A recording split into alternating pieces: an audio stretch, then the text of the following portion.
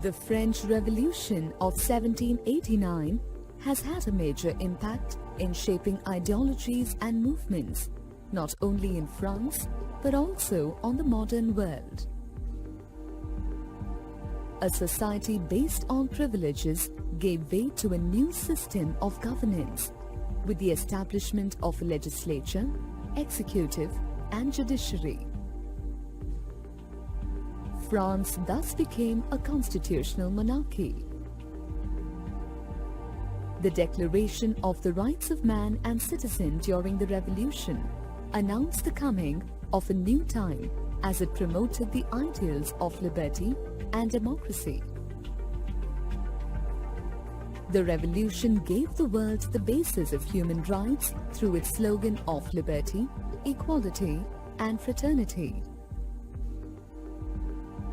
The idea that all individuals had rights and could claim equality was responsible for changing the role and position of women in society.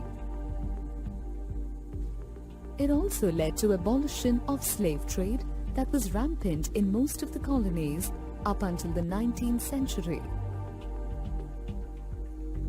These notions of equality and freedom emerged as the central ideas of the anti-colonial movements in countries like India and Africa.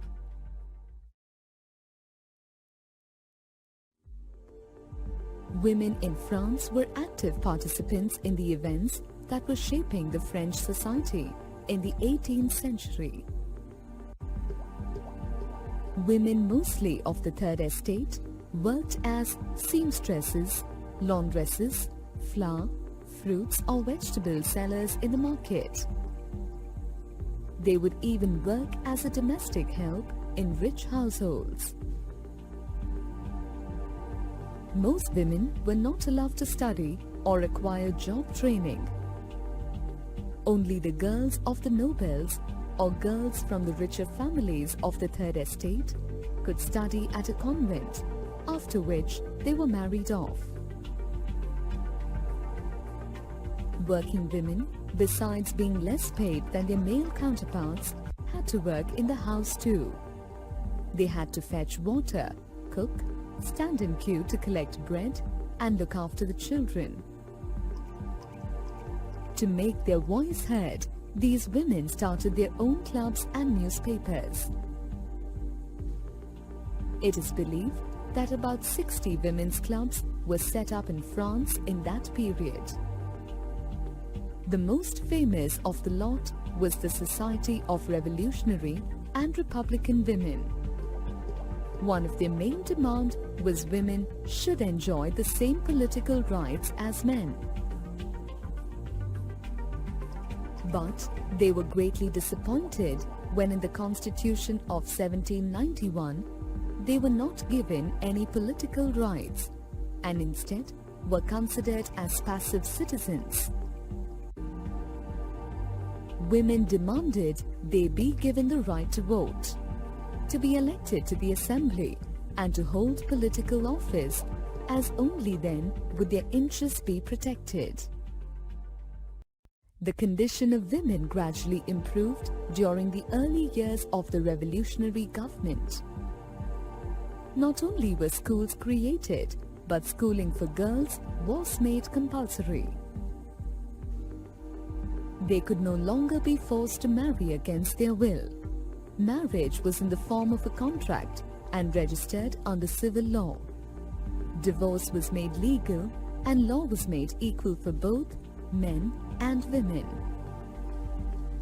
Women could train for jobs, become artists, or start their own business. Yet, women were not given the political rights.